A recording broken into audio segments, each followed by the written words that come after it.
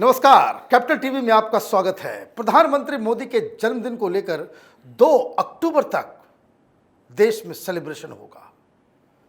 Media चैनलों पे कई बातें बताई गई कि प्रधानमंत्री मोदी ने पिछले 8 सालों में क्या बदलाव किए। एक पॉइंट छूट गया और वो ये कि प्रधानमंत्री मोदी ने कैसे हिंदुस्तान की सेना, चाहे वो आर्मी हो, एयरफोर्स हो, नेवी हो, उसमें किस तरह का बदलाव किया जिससे हिंदुस्तान के सैनिकों के दिलों पे प्रधानमंत्री मोदी राज करने लग गए। फक्र होता है सैनिकों को कि अब एक ऐसी सरकार आई है जिसने हिंदुस्तान की सेना को उन ज़रूरतों को पूरा करने में पूरी मदद दी जिसका वो इंतज़ार पिछले 70 सालों से कर रहे थे। क्या क्या बदलाव आया, पहले क्या सिस्टम था, अभी क्या सिस्टम है, ये तमाम चीज़ों को जानने और समझने के लिए हमारे साथ मेजर जनरल एसपी सिन्हा साहब हैं। आपका बहुत बहुत स्वागत है। मुझे एक बात बताइए कि लोग तो कहते हैं कि भाई सेना में ट्रेडिशन होता है, काम काज करने का एक तरीका होता है, लेकिन प्रधानमंत्री के आने के बाद कई सारे एक्सपर्ट्स बोलते हैं कि सब नज़ारा बदल गया। हम ये जानना चाहेंगे कि भाई प्रधानमंत्री मोदी के आने के बाद और उनसे पहले क्या क्या वैसे मुख्य बिंदु हैं जिससे ये समझा जा सके, ये कंक्लूड किया जा सके कि प्रधानमंत्री मोदी ने इतने सारे बदलाव किए। देखिए, जैसे आप वेट लॉस का एडवर्टीजमेंट देखते होंगे, बिफोर आदमी क्या था, इतना मोटा, और उसके बाद 2 महीने के बाद एकदम पतला, अब मैं स्मार्ट हो गया, अब स्मार्ट हो गया। तो वो तो कोई चीज़ की जो तुलना करना है तो 2 बिंदुओं से कंपेयर कीजिए। तो जब मैं सेना मोदी जी का देखता हूँ जो संबंध, तो बिफोर मोदी क्या स्थिति था और ड्यूरिंग मोदी जी क्या स्थिति है। अब सीधे आते हैं, मेरे पास 26 पॉइंट है बिफोर मोदी का, 26 पॉइंट। ओके। पहला कि जो कॉन्फिडेंस सीबीएम था, सर्विसेज चीफ्स और प्रधानमंत्री के बीच में जो सीबीएम होना चाहिए, विश्वास, पारस्परिक विश्वास होना चाहिए। सीबीएम कहे तो कॉन्फिडेंस बिल्डिंग मेजर्स, हाँ, जो पारस्परिक विश्वास होना चाहिए, कॉन्फिडेंस, वो जैसा होना चाहिए वैसा नहीं था। कोई ऑपरेशनल फ्रीडम नहीं था। मतलब यदि पाकिस्तान कोई हम पर गोली चलाता है तो उसके गोली को जवाब देने के लिए दिल्ली से परमिशन चाहिए होता था। और इसका उदाहरण मैं देता हूँ, कर्नल पठानिया मिचेल सेक्टर में उन्होंने बिना दिल्ली से पूछे फायर कर दिया, उसको मिस्टर एंटनी ने जेल भेज दिया। My god, yes, colonel Pathania मिचेल सेक्टर जेल भेज दिया गया। एक मिलिट्री ड्यूटी करने के लिए एक कर्नल साहब को जेल भेजा गया है। मतलब ये कि पाकिस्तान गोलियां चला रहा है तो हम दिल्ली का इंतजार करेंगे एकदम। यहाँ बाबू साहब लोग सो रहे होंगे तो कभी परमिशन आएगा नहीं, तो मरिए आप। और अभी क्या सिस्टम है? अभी तो बताता हूँ ना, अभी टोटल ऑपरेशनल फ्रीडम है, पीछे देखने की जरूरत नहीं है। जो लोकल कंपनी कमांडर है या जो ऑफिसर इंचार्ज है, अपना बुद्धि लगा हुआ ठोको, कोई ऐसे वैसे नहीं ठोको, ऐसे ही ठोको। पत्थर का जवाब जो है वो तोप के गोले से दो। 72 हुर के पास भेज दो, 72 हुर के पास बहुत लंबी लाइन लगी है, तुम भी लाइन में लग जाओ। पहली। दूसरी बात तो कर्नल पठानिया का एग्जाम्पल है। उसके बाद जो डिफिशियंसी था, जब हम मिलिट्री इक्विपमेंट की बात करते हैं तो 2 बिंदु है, क्वालिटी और क्वांटिटी। अब मैं पहले क्वांटिटी की बात करता हूँ। इंडियन एयरफोर्स को 42 fighter jet air squadrons authorised है, हेल्ड 31, उसमें से मिग 21 है और मिग 29 है, मिग 27 वगैरह भी है। ये सब भी तुरंत निकलने वाले हैं। तो आ जाएगी नफरी 25 फाइटर जेट एयर स्क्वाड्रन्स की। Authorise 42, held 25। 2 front war scenario में हम कैसे लड़ें? तो क्वांटिटी की कमी। और क्वालिटी की बात करें, हम खाली एक उदाहरण दे रहे हैं, यदि हम व्याख्या करने लगे तो हम तो मेरे को आधा घंटा खाली इसी टॉपिक पे लग जाएगा। तो ये क्वालिटी की बात करें तो मिग 21 है। मिग 21 एक ज़माने में बहुत अच्छा फाइटर जेट था। अब तो ज़माना काफ़ी आगे निकल गया। जो टेक्नोलॉजी है वो 12, 13, 14 साल में बदल जाती है। राइट। आप 40 साल खींचिएगा एक मिलिट्री इक्विपमेंट को, और मतलब एयर प्लेटफॉर्म का जो वेपन सिस्टम है, तो कैसे गाड़ी चलेगी? तो मिग अभी रफाल आ रहा है, तो अब आगे बढ़ते हैं। इंपोर्ट कंटेंट था 68%, बाहर से हम खरीदते थे। कोई भी जब हमको मिलिट्री इक्विपमेंट चाहिए तो 2 ऑप्शन है, मेक और बाई, बनाओ, खुद बनाओ या खरीदो। स्ट्रेस होता था खरीदों पे, क्यों? मलाई मिलता था। उसके बाद तो 68%, उसके बाद कोई मेक इन इंडिया का कॉन्सेप्ट ही नहीं था, आत्मनिर्भर का कोई कॉन्सेप्ट ही नहीं था। इनफैक्ट जब मोदी जी ने मेक इन इंडिया की बात की, आत्मनिर्भरता की बात की, तो उनका मजाक उड़ाया गया। जॉर्ज फर्नांडिस जी ने स्ट्रेटजिक रोड्स की कल्पना की थी, 73 स्ट्रेटजिक रोड्स की, और मैं कुछ देर के बाद बताऊंगा फैक्ट्स फिगर्स। उस पर जो डेवलपमेंट हुआ था, कार्रवाई हुई थी, वो शॉकिंग था, मिजरेबल था। मोराल जिस तरह का हाई होना चाहिए, morale factor basically command function है, लेकिन कमांड फंक्शन है रिलेटेड टू है पॉलिटिकल इन्फ्लुएंस या पॉलिटिकल सपोर्ट।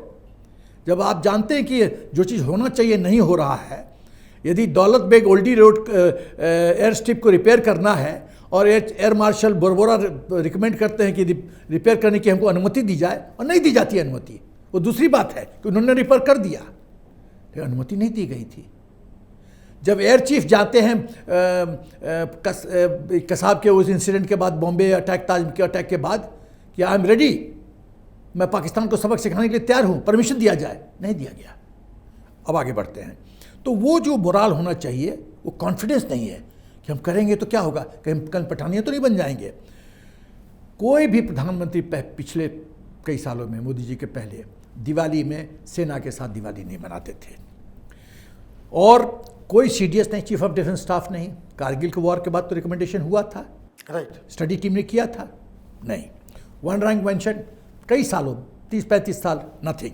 वॉर मेमोरियल कितना बार सेना ने कहा कि जो देश के लिए शहीद हुए हैं, उन इंडिया गेट पे आप जो 1968 तक किंग जॉर्जेस का रखे थे, हमारे शहीदों का तो लगाइए वहाँ पर वॉर मेमोरियल। सही बात है। नहीं।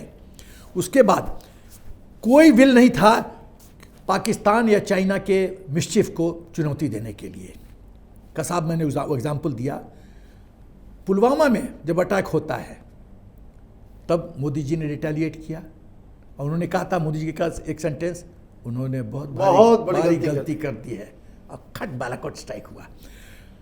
जब ओबामा ने पूछा मनमोहन सिंह जी से कि आप हम तो जानते हैं और आपके पास भी इंटेलिजेंस इनपुट है कि पाकिस्तान का हाथ था, कसाब का हाथ था, तो क्यों नहीं पाकिस्तान को सबक सिखाया? तो मनमोहन सिंह जी ने कहा, गलत संदेश जाता एक धर्म विशेष को, मुसलमानों को गलत संदेश चला गया होता। देश प्रधान नहीं है, राजनीति समुदाय प्रधान है, वोट बैंक की राजनीति। उसके बाद कोई स्ट्रेटजिक मैसेजिंग का तरीका नहीं था।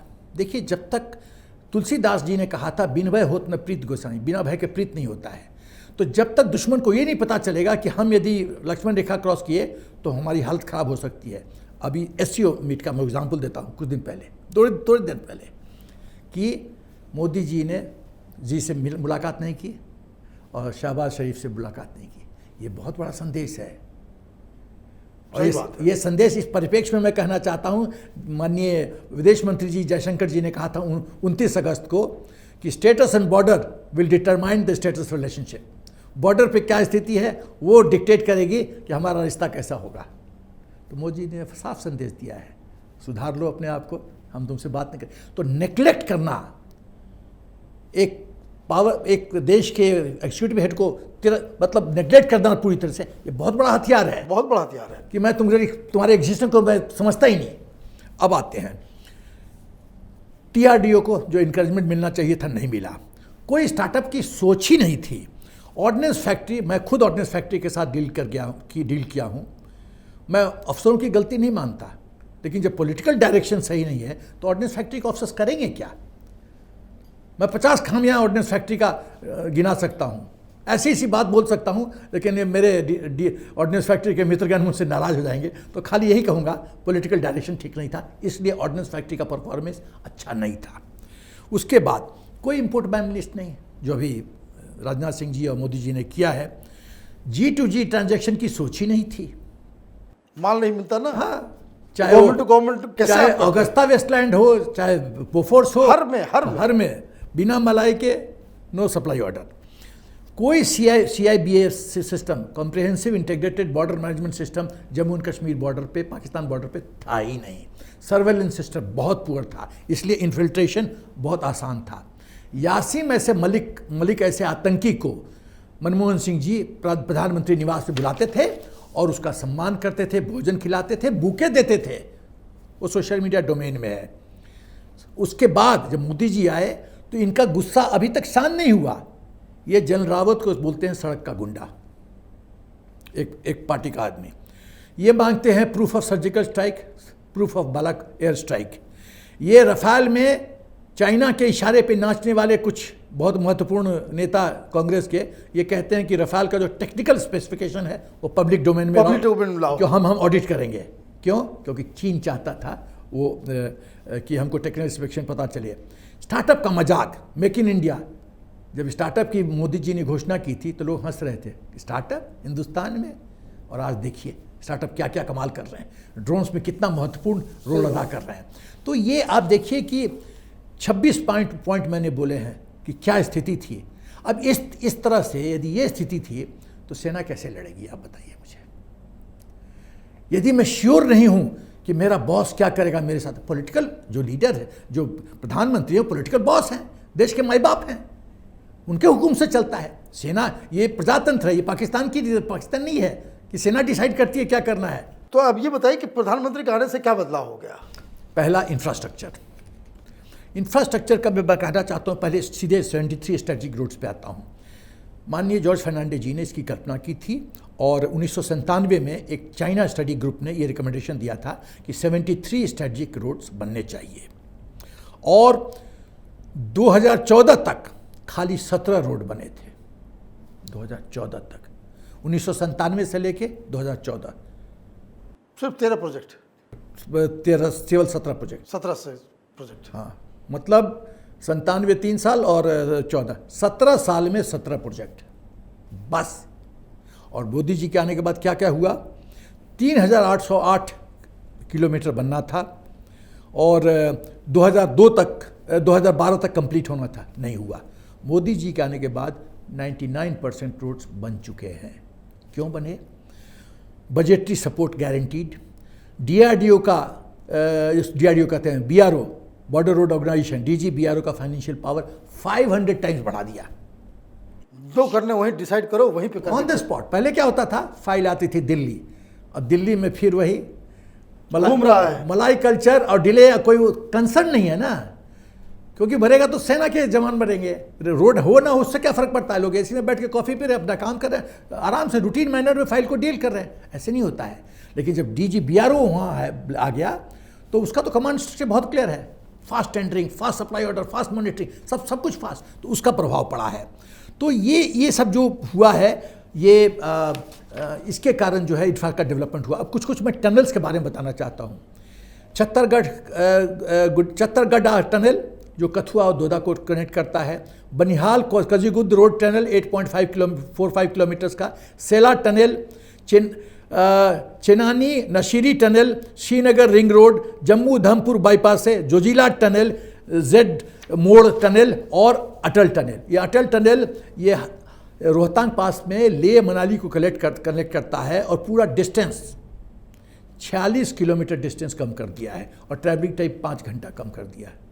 पहले क्यों नहीं हुआ? स्ट्रेटजी, ये सब यदि टनल नहीं बनेगा, देखिए कनेक्टिविटी लद्दाख और श्रीनगर के बीच में कनेक्टिविटी बहुत ज़रूरी है, क्योंकि पूरा सब तो लॉजिस्टिक माल बाई एयर नहीं जा सकता, IL-76 से सब कुछ नहीं जा सकते, बाई रोड जाना जरूरी है। तो बाई रोड जाएगा तो श्रीनगर से लेह पहुंचना चाहिए, तो कनेक्टिविटी इंपॉर्टेंट है, ऑल वेदर कनेक्टिविटी होना चाहिए। और यदि आप 46 किलोमीटर सेव कर रहे हैं तो आप देखिए ट्रैवलिंग टाइम आप सेव कर रहे हैं। सिर्फ 46 किलोमीटर ही नहीं, आप ये देखिए कि पहले मनाली से लोगों को रोहतांग जाकर के फिर नीचे उतरना पड़ता था। करेक्ट। अब आप सीधे सीधे सोलांग से आप अंदर घुस गए।